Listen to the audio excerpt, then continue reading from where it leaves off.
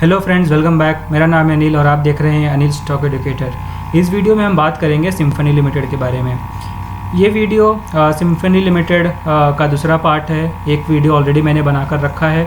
आई button पर आप click करके उस वीडियो को ज़रूर देखें। उस वीडियो में मैंने डिस्कस किया था कंपनी के थोड़ी हिस्ट्री के बारे में, वेरियस सब्सिडियरीज़, किस तरीके से सिम्फनी ने वेरियस सब्सिडियरीज़ को एक्वायर किया और डाइवर्सिफाई किया अपने बिज़नेस को। चाइना में, ऑस्ट्रेलिया, यूएसए जैसे कंट्रीज़ में अपने मैन्युफैक्चरिंग प्लांट्स को वेरियस दूसरे कंपनीज़ को एक्वायर करके कैसे मैन्युफैक्चरिंग प्लांट्स को इस्टेब्लिश किया और किस तरीके से अपने प्रोडक्ट पोर्टफोलियो को एक्सपांड किया। जैसे एयर कूलर के साथ साथ एयर हीटर्स में काम करना चालू किया। उसी के साथ साथ कटिंग एज टेक्नोलॉजीज़ यूज़ करके वेरियस इनोवेटिव प्रोडक्ट्स जैसे कि air cooler with air purifier, ऐसे टेक्नोलॉजीज़ को यूज़ करके उसके साथ साथ आर्टिफिशियल इंटेलिजेंस को भी एम्बेड किया अपने प्रोडक्ट्स में। तो आप उस वीडियो को ज़रूर देखें। इसमें मैंने डिटेल में डिस्कस किया है जिससे पता चलता है कि कंपनी का बेस कितना स्ट्रॉन्ग है और कंपनी फंडामेंटली एक स्ट्रॉन्ग है। तो जैसा कि मैंने उस वीडियो में प्रॉमिस किया था कि इस वीडियो में मतलब नेक्स्ट पार्ट में हम कंपनी के फाइनेंशियल रेशियोज़ और फाइनेंशियल रिजल्ट्स और शेयर होल्डिंग पैटर्न के बारे में डिस्कस करेंगे। तो चलिए इसी के साथ वीडियो शुरू करते हैं। शुरू करने से पहले अगर आपने चैनल को सब्सक्राइब नहीं किया है तो ज़रूर सब्सक्राइब कर लें। तो चलिए शुरू करते हैं। कंपनी का फाइनेंशियल रेशियोज़ हम देख लेते हैं। तो हम टिकर बाय फिनोलॉजी पर आ गए हैं। यहाँ आप देख सकते हैं कि मार्केट कैप 5900 करोड़ है, तो मिड कैप कैटेगरी में आ जाती है क्योंकि 5000 करोड़ से ऊपर है तो वो कंपनी मिड कैप में आ जाती है। 7 करोड़ इसके नंबर ऑफ़ शेयर्स हैं, नंबर ऑफ़ आउटस्टैंडिंग शेयर्स। यहाँ आपको दिख रहा होगा कि कंपनी का एंटरप्राइज वैल्यू कंपनी के मार्केट शेयर से ज़्यादा है, हालांकि मार्जिनली ज़्यादा है लेकिन थोड़ा सा ही ज़्यादा है। इट्स 187 करोड़, क्योंकि जैसा कि मैंने लास्ट वीडियो में बताया था कि ऑस्ट्रेलियन सब्सिडियरी को एक्वायर करने के लिए इन्होंने डेट लिया था, तो उस डेट के लिए की वजह से इनका एंटरप्राइज वैल्यू बढ़ गया है। हालांकि अगर कंपनी का आप स्टैंड अलोन बेसिस पर अगर देखेंगे तो कंपनी के पास ज़ीरो डेट है। ये डेट निकल के आ जाता है कंसोलिडेटेड बेसिस पर, क्योंकि जो ऑस्ट्रेलियन सब्सिडियरी है वो एक सब्सिडियरी कंपनी है, तो वो कंसोलिडेटेड बेसिस पर ही काउंट होती है। स्टैंड अलोन बेसिस पर सब्सिडियरीज़ नहीं काउंट होती हैं। कंपनी का ROE आप देख सकते हैं कि 14% निकल के आता है, जो कि थोड़ा मार्जिनली कम है। हालांकि हम अगर 15 से ज़्यादा है, 20 से ज़्यादा ROE है तो इन्वेस्टमेंट के लिए हम उसे अच्छा रेशियो मानते हैं अगर 20 से ज़्यादा है ROE और ROCE तो। लेकिन यहाँ पर ROE 14.33 निकल के आता है और ROCE return on capital employed 18.5। Return on equity का मतलब होता है कि जो शेयर होल्डर से पैसा लेकर रखा है उस पर कंपनी कितना रिटर्न कमा रही है, तो उसे हम कहते हैं ROE। और रिटर्न ऑन कैपिटल एम्प्लॉयड का मतलब होता है कि टोटल कैपिटल कितना एम्प्लॉय किया है कंपनी, शेयर होल्डर्स का पैसा और जो भी डेट लेकर रखा है, सारा कंपनी जो के पास जितना भी कैपिटल है उसे बिज़नेस में डालने के बाद कंपनी उसे कितना रिटर्न कमा रही है एनुअली, तो उसे हम कहते हैं return on capital employed. Detail में भी मैंने इन रेशियोज़ को डिस्कस करके रखा है, जिसके लिए एक सेपरेट वीडियो ऑलरेडी बनाया हुआ है। आप उस वीडियो को ज़रूर चेकआउट करें। आपको return on capital employed, return on equity के अलावा बहुत सारे रेशियोज़ के बारे में जानने को मिलेगा। बुक वैल्यू कंपनी का निकल के आ जाता है 91.4, तो प्राइस टू बुक वैल्यू के बेसिस पर 9.25 है price to book value ratio, और पी रेशियो 32 है। आइए कुछ और रेशियोज़ के बारे में डिस्कस करते हैं। तो कैश साइकिल 28.84 निकल के आता है, और उसके साथ साथ दो इम्पॉर्टेंट रेशियोज़ है जो हमें देखने चाहिए, वो है क्विक रेशियो 1.76, और ये अच्छा होता है। क्विक रेशियो और करेंट रेशियो 1 से ज़्यादा होना चाहिए, तो क्विक रेशियो 1.76 निकल के आता है। मतलब कंपनी के पास इनफ कैश है कि अपने सारे कर्जे को वो मिटाकर इजीली फ्लोट कर सकती है, तो ये 1.6 निकल के आता है। और करेंट रेशियो 2.15, तो ये भी एक अच्छा नंबर है। डेट टू इक्विटी रेशियो 0.28 है।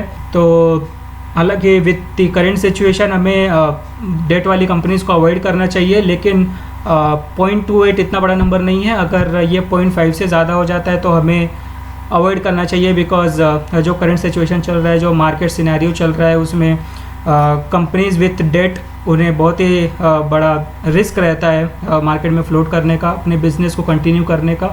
एक रिस्क होता है, बिकॉज डिमांड कम हो जाती है तो बट जो भी डेट है, डेट पर इंटरेस्ट तो देना ही होता है, तो उस वजह से थोड़ा बिजनेस करना डिफ़िकल्ट हो जाता है डेट वाली कंपनीज़ को डिफ़िकल्ट टाइम्स में। एक और रेशियो है जहाँ पर हमारी नज़र जानी चाहिए, वो है रिटर्न ऑन एसेट्स। तो ये 9.59 है, तो ये भी एक कम है, रेशियो थोड़ा कम है। ये भी अगर 10-15 से ज़्यादा होता तो थोड़ा अच्छा होता इन्वेस्टमेंट पॉइंट ऑफ व्यू से। फ्री कैश फ्लो आप देख सकते हैं, तो फ्री कैश फ्लो नेगेटिव में निकल के आता है, तो ये भी एक नेगेटिव नंबर है। फ्री कैश फ्लो के लिए हम फिर से डिस्कस करेंगे फ्री कैश फ्लो शीट पर। तो आइए कंपनी का 5 ईयर का चार्ट देख लेते हैं। 5 ईयर का चार्ट तो इतना प्लीजिंग नहीं है, क्योंकि 2015 से 2018 तक कंपनी ने अच्छा परफॉर्म किया था, 50% रिटर्न दिया था 3 सालों में, लेकिन तब से एक नेगेटिव ट्रेंड आ गया है कंपनी के बिज़नेस। लास्ट वीडियो में मैंने बताया था कि 2018-19 कैसा ईयर था, समर कम था, तो उस वजह से कंपनी के सेल्स कम हुई थी। ये आप वेरीफाई कर सकते हैं कंपनी के एनुअल रिपोर्ट को पढ़कर। और उसके बाद आपको मालूम है कि कोरोना वायरस चालू हो गया, तो कैसे पूरे वर्ल्ड का सप्लाई चेन टूट गया, सारे लॉकडाउन हो गए। और ये पता है कि ये कंपनी ग्लोबली काम करती है, 60-70 कंट्रीज़ में अपने प्रोडक्ट्स को एक्सपोर्ट करती है। उसी के साथ साथ जो कूलिंग इंडस्ट्री है, ये एक लग्जरी सेगमेंट में आ जाता है, तो अगर लोगों के पास पैसे नहीं है तो ऐसी चीज़ें लोग अवॉइड करते हैं। तो रेसिडेंशियल एयर कूलर्स के साथ साथ मैंने लास्ट वीडियो में ये भी डिस्कस किया था कि ये किस तरीके से इंडस्ट्रियल और कमर्शियल एयर कूलर्स में काम करते हैं। तो आपको मालूम है कि अभी इंडस्ट्रीज़ मोस्टली बंद हैं, और जो भी मैन्युफैक्चरिंग इंडस्ट्रीज़ हैं वो तो कम ही काम कर रही हैं। तो सीधी सी बात है कि रेसिडेंशियल और कमर्शियल और इंडस्ट्रियल एयर कूलर्स भी कम यूज़ हो रहा है। लेकिन एक फ्यूचर के लिए एक अच्छी बात है कि जिस तरीके से इंडिया में मैन्युफैक्चरिंग फैसिलिटीज़ बढ़ रही है, आपको मालूम होगा कि जो भी यूएस चाइना ट्रेड वॉर चल रहा है, और उसके बाद चाइना में किस तरीके से जो प्रोडक्शन फैसिलिटीज़ हैं वो बाकी कंपनीज़ कम करना चाहती हैं और डाइवर्सिफाई करना चाहती है दूसरे कंट्रीज़ में। तो उस तरीके से हमें दिख रहा है कि एप्पल और सैमसंग जैसी कंपनीज़ अब इंडिया में आकर अपनी मैन्युफैक्चरिंग फैसिलिटीज़ ओपन कर रही हैं। तो अब इंडिया में अगर मैन्युफैक्चरिंग होगा वेरियस प्रोडक्ट्स का, तो आने वाले दिनों में हमें दिखाई देगा कि जो कमर्शियल और इंडस्ट्रियल एयर कूलर्स हैं उनका डिमांड बढ़ने वाला है। तो ये कंपनी के लिए अच्छी बात है। हालांकि ये फ्यूचर की बात है, होगा नहीं होगा कोई गारंटी नहीं है, लेकिन मुझे ऐसा लगता है कि आने वाले दिनों में इंडिया में कमर्शियल और इंडस्ट्रियल एयर कूलर्स का पेनिट्रेशन इंडिया में ज़्यादा होने वाला है। हम इससे पता लगा सकते हैं कि जैसे अब चाइना में अभी तक मैन्युफैक्चरिंग फैसिलिटीज़ ज़्यादा थी, तो उस वजह से चाइना में इंडस्ट्रियल एयर कूलर्स का पेनिट्रेशन बहुत ज़्यादा था। तो सेम वे हम कह सकते हैं कि इंडिया में भी इंडस्ट्रियल एयर कूलर्स अब ज़्यादा होने वाला है, मतलब डिमांड बढ़ने वाली है। वैल्यूएशन बेसिस पर अगर हम देखें तो ये कंपनी बहुत ही सस्ते दामों पर हमें मिल रही है। हम अगर हिस्टोरिकल पी देखें तो 2015 से डेटा हमारे पास अवेलेबल है। देख सकते हैं कि 2015 से लेकर देखो 50, 40, 45 से ज़्यादा पर ही ये कंपनी हमेशा ट्रेड करती हुई आई है, लेकिन करंट सिनेरियो में हमें 31 के पी पर मिल रहा है। तो पी वैल्यूएशन के बेसिस पर तो हमें ये कंपनी अट्रैक्टिव नज़र आ रही है। पीयर कंपैरिजन में आप देख सकते हैं कि ये सारे उसके पीयर्स हैं, लेकिन सिम्फनी लिमिटेड अपने आप में एक बड़ा नाम है। ये सिर्फ कूलिंग इंडस्ट्री में काम करते हैं, तो अपने आप में एक मार्केट लीडर है। ये 50% मार्केट शेयर पूरे इंडस्ट्री का क्लेम करते हैं ये, जैसा कि मैंने लास्ट वीडियो में भी बताया था आपको। बाकी वर्लपूल आप देख सकते हैं, तो ये डाइवर्सिफाइड बिजनेस है। टीटीके प्रेस्टीज तो किचन वेयर में ही काम करते हैं, किचन वाले प्रोडक्ट्स में ही। उसके बाद क्रॉम्पटन ग्रीव्स है, तो ये भी कूलिंग इंडस्ट्री में तो कम ही पेनिट्रेशन है इनका, कम ही प्रेजेंस है। तो हमारे पास कूलिंग इंडस्ट्री के लिए कूलिंग सेगमेंट में सिर्फ एक ही कंपनी निकल के आती है, जो मार्केट लीडर है वो है Symphony Limited. Price to cash flow अगर हम देख लें तो 42 नज़र में आता है। मतलब प्राइस टू कैश फ्लो के बेसिस पर हमें ये कंपनी महंगी नज़र आती है comparing to price to equity ratio. Price to equity ratio 31 है और price to cash flow ratio 42 निकल के आता है। यहाँ पर कैश फ्लो हमें कम दिख रहा है, मतलब कि जो कंपनी प्रॉफिट शो करती है उससे कम प्रॉफिट कंपनी को मिलता है in terms of cash flow. But interest coverage ratio 17 है, तो ये अच्छा नंबर है। इंटरेस्ट कवरेज रेशियो मतलब कि जो भी कंपनी प्रॉफिट कमाती है ईजिली अपने इंटरेस्ट को कवर कर रही है, क्योंकि कंपनी के पास डेट ही कम है, सिर्फ 187 करोड़ का कैश है, डेट है कंपनी के पास कंसोलिडेटेड बेसिस पर। शेयर होल्डिंग पैटर्न को हम फिर से देखेंगे।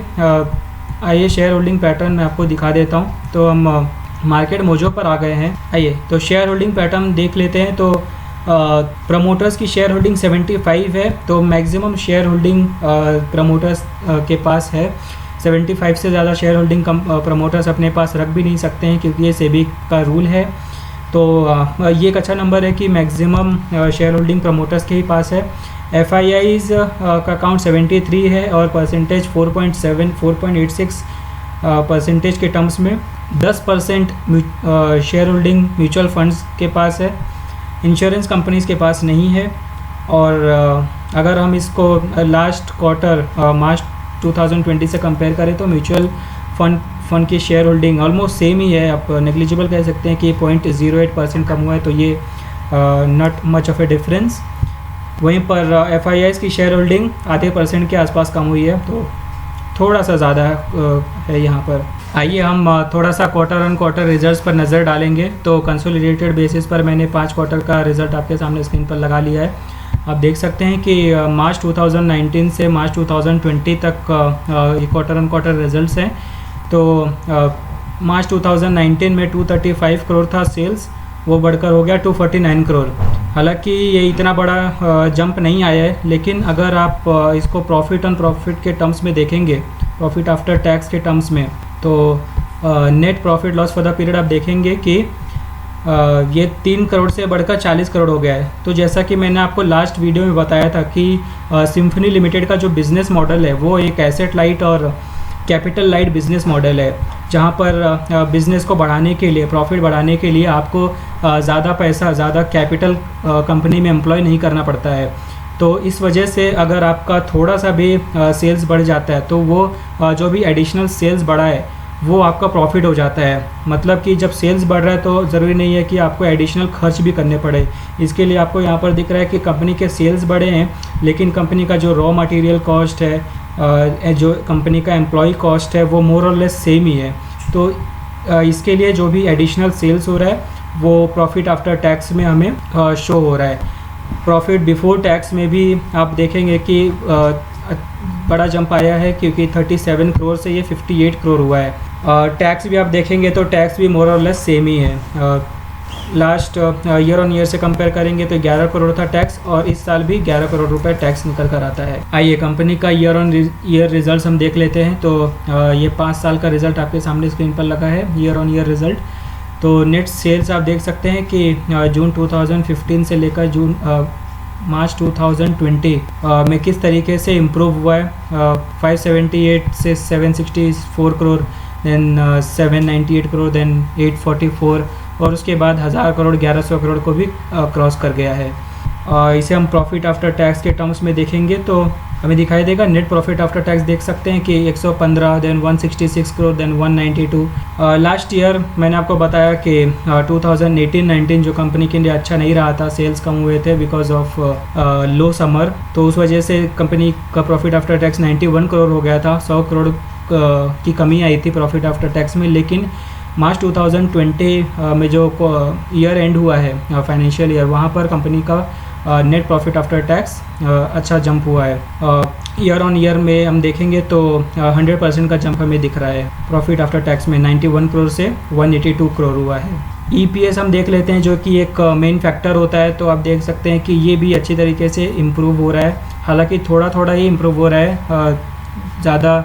अगर हम 4 साल पहले की बात करें तो 23 था ये EPS, और अभी 26 है। तो 4 साल के कंपैरिजन में तो इतना ज़्यादा जंप नहीं हुआ है, लेकिन लास्ट ईयर के कंपैरिजन में अगर हम बात करें तो 13 से बढ़कर ये 26 हो गया है। आइए कंपनी का कैश फ्लो की हम बात कर लेते हैं। तो cash flow, consolidated cash flow मैंने आपके सामने स्क्रीन पर लगा लिया है। तो आप देख सकते हैं कि हमारे लिए नेट कैश फ्लो देखना बहुत ही ज़रूरी है कि company net to net cash flow generate कर पा रही है कि नहीं। तो आप देखते हैं कि मार्च 2009 में मार्च 2020 का डेटा हमारे पास तो नहीं है अभी, लेकिन मार्च 2019 में ये कैश फ्लो था 7.3 जो कि पॉजिटिव था। आप देख सकते हैं यहाँ पर कि cash flow from operating activities ये कभी भी पॉजिटिव होना चाहिए, मतलब कंपनी अपने ऑपरेशन से कभी भी कैश फ्लो जनरेट करनी चाहिए। अगर अपने ऑपरेशन से ही कंपनी कैश फ्लो जनरेट नहीं कर रही है तो ये बिल्कुल भी अच्छी बात नहीं होती है और हमें ज़्यादातर उस कंपनी को अवॉइड ही करना चाहिए। यहाँ पर cash flow from operations negative है। फ्रॉम इन्वेस्टिंग एक्टिविटीज़ हम देख सकते हैं कि 2019 फाइनेंशियल ईयर में 250 करोड़ का इन्वेस्टमेंट किया था कंपनी ने। मैंने आपको लास्ट के वीडियोज़ में बताया था कि किस तरीके से कंपनी दूसरे कंपनीज़ को एक्वायर करती है। तो कुछ साल पहले ही ऑस्ट्रेलिया की एक सब्सिडरी को एक्वायर किया था, तो उस समय तो वो एक इन्वेस्टमेंट होता है। तो इसके लिए हम कह सकते हैं कि ये cash flow from investing activities negative हो गया है, क्योंकि यहाँ पर कंपनी के पास पैसे आ नहीं रहे हैं। तो जब कंपनी के पास से पैसे जाते हैं तो ये नेगेटिव हो जाता है। वहीं पर फ्रॉम फाइनेंसिंग एक्टिविटीज़ हम देख लें तो 117 करोड़ का फाइनेंसिंग एक्टिविटीज़ है। ये पॉजिटिव निकल के आता है बिकॉज कंपनी ने कर्जे लिए थे, इस वजह से फ्रॉम फाइनेंसिंग एक्टिविटीज़ पॉजिटिव हो गया है।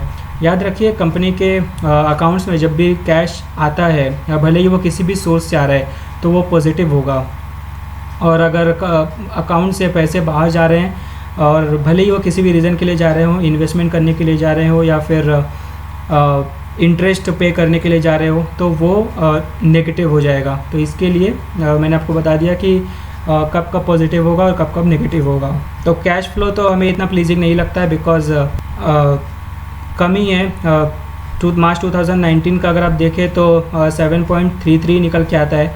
वहीं पर अगर लास्ट ईयर की बात करें, मतलब मार्च 2018, तो नेगेटिव था, उसके भी पहले 24 था। तो कैश फ्लो ये बढ़ते जाना चाहिए। अगर ये बढ़ रहा है तो एक कंपनी के लिए आइडियल सिचुएशन होता है और एक अच्छी बात होती है कंपनी के लिए। लेकिन अगर नेगेटिव है या फिर कम होते जा रहा है तो अच्छी बात कभी भी नहीं होती है। तो आइए हम कंपनी का लॉन्ग टर्म चार्ट एक बार देख लेते हैं। तो मैक्सिमम चार्ट पैटर्न आपके सामने स्क्रीन पर है। लिस्टिंग कंपनी की निकल के आती है जून 2011। तो जून 2011 से अगर हम रिटर्न्स देखें तो 670% का रिटर्न दिया है। मतलब कंपनी में लगाए हुए 1 लाख रुपए 2011 में आज 7 लाख के आसपास हैं। तो लेकिन ये चार्ट पैटर्न इतना भी अच्छा नहीं है।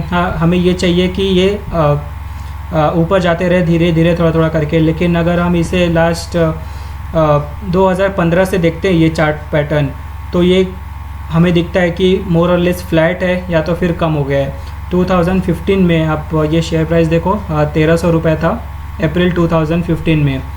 तो कहाँ 1300 रुपये 5 साल पहले, और अब 5 साल बाद 2020 में 845 का हो गया है। तो चार्ट पैटर्न तो अच्छा नहीं है।